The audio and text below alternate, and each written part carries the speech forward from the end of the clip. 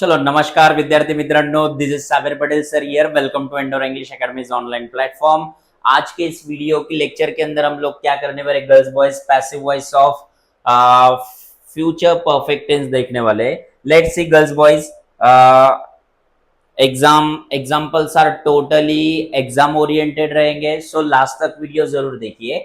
Let's see अभी sentence की starting हम लोग करते हैं। जैसे दे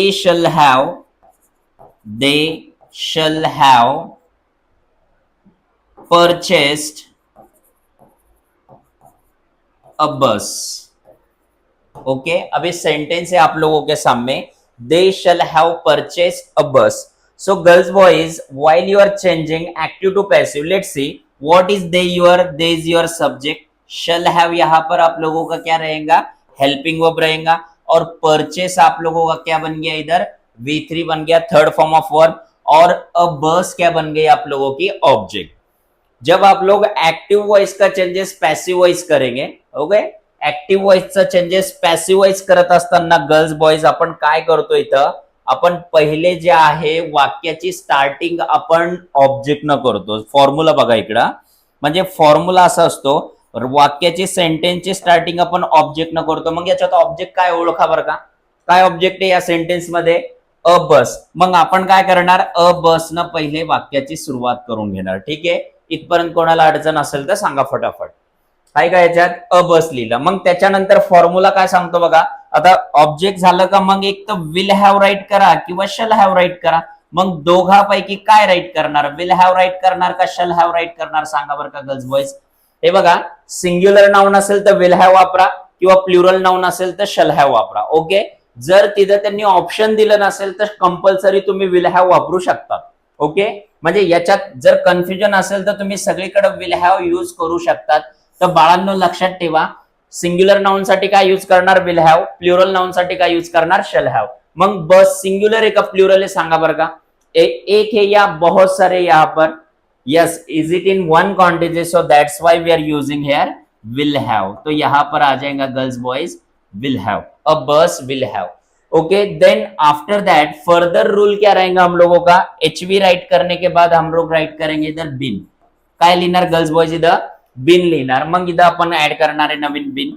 आता बघा, बिन ऍड केल्यानंतर मला सांगा पॅसिव्ह व्हॉइसची आयडेंटिटी काय रे बाबांनो, म्हणजे पॅसिव्ह व्हॉइस मध्ये जर सगळ्यात जास्त महत्वाचा असेल तर तो काय असेल, आपला V3 असेल, म्हणजे थर्ड फॉर्म ऑफ वर्ब असेल। तर वर्बचा थर्ड फॉर्म आपल्याला इथं राईट करायचा। मग सांगा इथं परचेस आहे, परचेसचा V3 काय येणार सांगा बरं का, परचेसचा V3 येणार परचेसच, PURCHASED परचेस। ओके, इथपर्यंत कोणाला अडचण आहे का, आपण काय केलं, ऑब्जेक्ट राईट केला पहिले, मग त्याच्यानंतर हेल्पिंग वर्ब राईट केला, मग त्याच्यानंतर बिन वर्ड ऍड केला, मग V3 राईट केलं। मग आता बघा, वाक्यामध्ये O2 असेल तर लिहा, नाही तर O2 लिहिण्याची गरज नाही आहे का वाक्यामध्ये O2, बघा बरं का। O2 असेल तर राईट करायचं, नसेल तर त्याला स्किप करा आणि डायरेक्ट बाय लिहून काय करा, सब्जेक्ट राईट करा।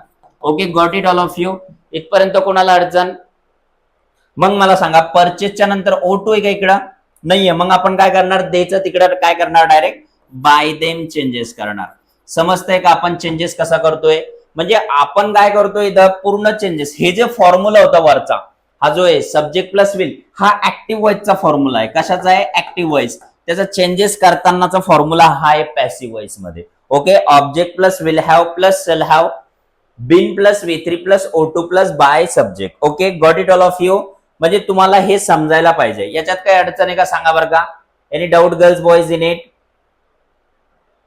ओके, आता बघा, मी तुम्हाला त्याच्यानंतर अजून एक वाक्य देतो ज्याच्यामध्ये तुम्हाला अजून कळेल की नेमकं काय। ही इमेज इधर लावून घेतो मी ते। Okay, let's see. आता परत एक सेंटेन्स आहे इथं, जसं की we shall have organised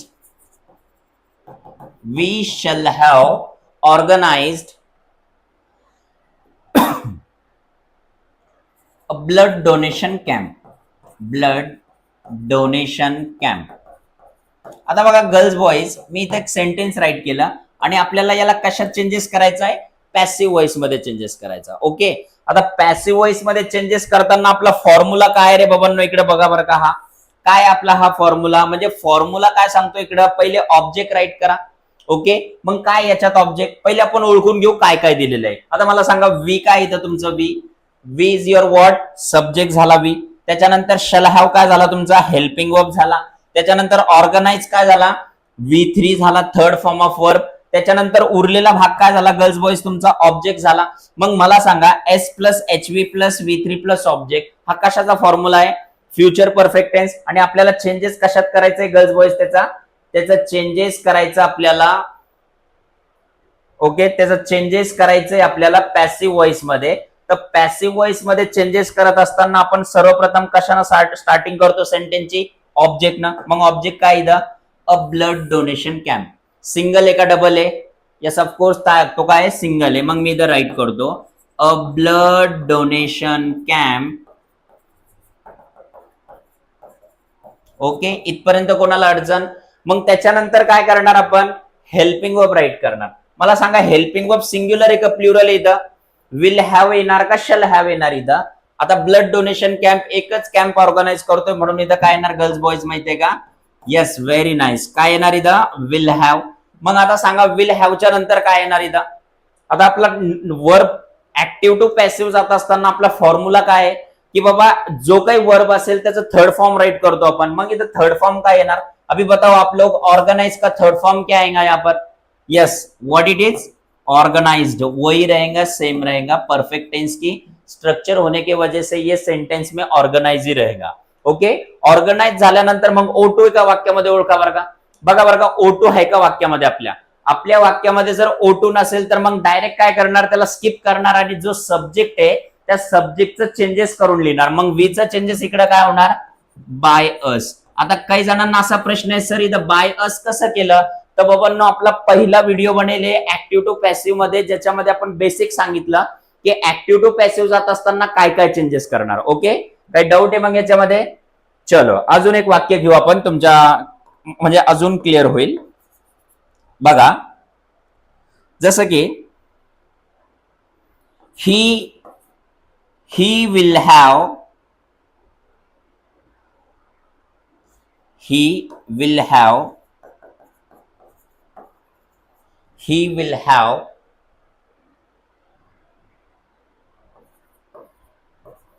made the house. ठीक आहे, सिंगल सब्जेक्ट वालाच आहे आपण सेंटेन्स. आता बघा याच्यामध्ये ठरल्याप्रमाणे आता हे काय काय ते सांगा तुम्हाला.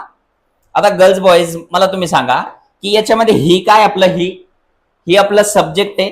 त्याच्यानंतर विल हॅव काय गर्ल्स बॉईज हेल्पिंग वर्ब आहे.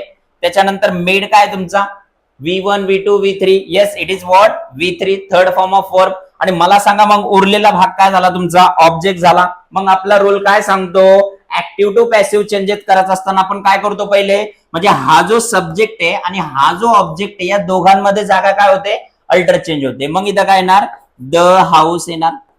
ओके, आता इथं द हाऊस झालं. मग त्याच्यानंतर हेल्पिंग वर्ब काय येणार हाऊस सिंग्युलर आहे. मग इथं विल हॅव येणार का शल हॅव येणार सांगा बरं का काय येणार विल हॅव राईट करणार का शल हॅव राईट करणार आपण तिथं येस करेक्ट आन्सर काय तिथं विल हॅव राईट करणार. मग विल हॅवच्या नंतर काय सांगतो रोल काय राईट करा इथं बिन राईट करा. बिन काय राईट करा गर्ल्स बॉईज बिन. मग इथं येणार विल हॅव बिन. मग त्याच्यानंतर सांगा बरं का काय येणार V3 काय वर्बचं थर्ड फॉर्म काय सांगा बरं का थर्ड फॉर्म ऑफ वर्ब काय आहे इथं मेड आहे का मेडेड घेणार आपण इथं. हे बघा वर्ब खूप महत्वाचे वर्ब शिवाय मजा नाही. मग इथं येणार विल हॅव बीन मेड.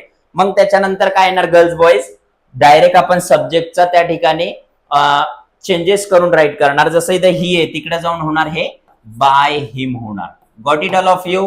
काही अडचण मग याच्यामध्ये. तर मुलांनो मुलींनो गर्ल्स बॉईज स्टुडंट्स पब्लिक या सगळ्यांना मला असं सांगायचं की तुम्ही काय करा हा सगळे व्हिडिओज केअरफुली बघा जेणेकरून तुमचे एक्झाम ओरिएंटेड मार्क तुमचे कन्फर्म होतील. आणि तुम्हाला जे काही डाऊट्स वगैरे असतील या चेंज द व्हॉइस मध्ये ते कमेंट करत चला. आणि आपल्या सर्व विद्यार्थी मित्र परिवारापर्यंत या व्हिडिओला शेअर करा लाईक करा कमेंट करा. आणि या एंडोरा इंग्लिश अकॅडमीच्या ऑनलाईन प्लॅटफॉर्मच्या चॅनलला लाईक शेअर सबस्क्राईब करायला विसरू नका. Thank you so much. ओके, आपण नेक्स्ट पार्ट दुसऱ्या लेक्चरमध्ये बघूया.